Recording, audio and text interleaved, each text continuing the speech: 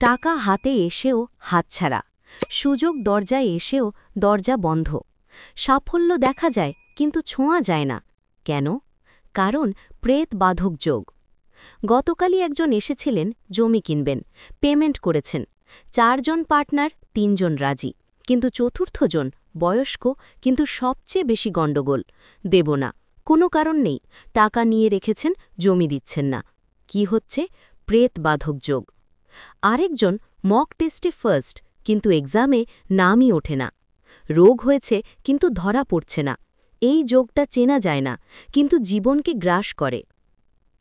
আপনার জন্মকুণ্ডলিতে রাজযোগ আছে, শুভ দশা চলছে, কিন্তু গ্রোথ শূন্য। কেন? কারণ প্রেত বাধক যোগ, যাকে ট্র্যাডিশনাল জ্যোতিষীরাও লক্ষ্য করেন না। এটা অদৃশ্য শক্তি, পূর্বজন্মের নেগেটিভ কর্মফল, যা আজকের জীবনকে বেঁধে রাখে। এটা ভূতের গল্প নয়, এটা কর্মের গল্প, যা আপনার সাফল্যকে শেষ মুহূর্তে ছিনিয়ে নেয়।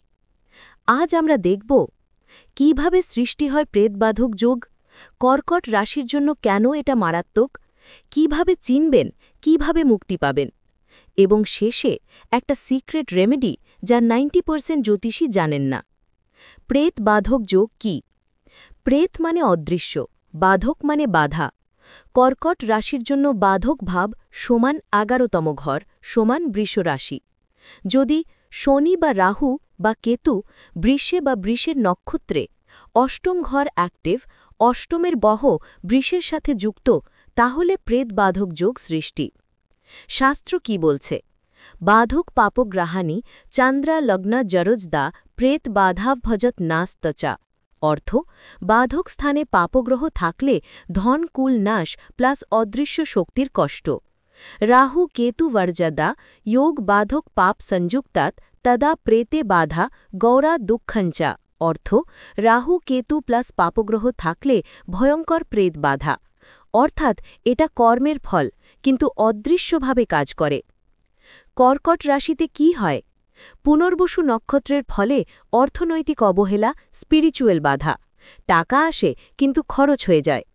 পুষ্য নক্ষত্রের ফলে পারিবারিক গণ্ডগোল, বিচ্ছেদ, একটা কথা বলে পরিবার থেকে দূরে। অশ্লেষা নক্ষত্রের ফলে প্রফেশনাল বাধা, চাকরি স্টেবল কিন্তু প্রমোশন নেই। দুজনে পছন্দ করেন, পরিবার রাজি, কিন্তু শেষ মুহূর্তে আমার মেয়ে এখনও প্রস্তুত নয়। কেন? প্রেত বাধক। ব্যাংক বলল অ্যাপ্রুভড, কিন্তু সইয়ের দিন ম্যানেজার ট্রান্সফার, লিঙ্ক ডাউন, অদৃশ্য হাত।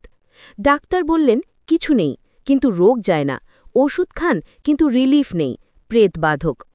এবার কমেন্ট করে জানান, শেষ মুহূর্তে সুযোগ হাতছাড়া, টাকা আসে কিন্তু থাকে না, রিলেশনশিপে তৃতীয় পক্ষের ইনফ্লুয়েন্স, রোগ ধরা পড়ে না কিন্তু কষ্ট থাকে, মনে হয় কেউ একজন ঘরে আছে। যদি 3টের বেশি মেলে, আপনার কুণ্ডলিতে প্রেতবাধক থাকার সম্ভাবনা 80%। এবার বলি যা করলে এর থেকে নিষ্কৃতি পেতে পারবেন। শিব তাণ্ডব সাথে হনুমান চালিসা প্রতিদিন 11 বার করে, সাথে ঘিয়ের প্রদীপ দিয়ে দক্ষিণমুখী করে, মঙ্গলবার দিন এই কাজটা নিয়ম মেনে না করতে পারলে এই কাজটা অবশ্যই করুন। অর্থদান, প্রতি মঙ্গলবার 11 টাকা হনুমান মন্দিরে অবশ্যই দান করুন। এই রেমেডিগুলো কর্মের নেগেটিভ এনার্জিকে নিউট্রালাইজ করে। আপনি 100% চেষ্টা করছেন কিন্তু সাফল্য আসছে না। কেন?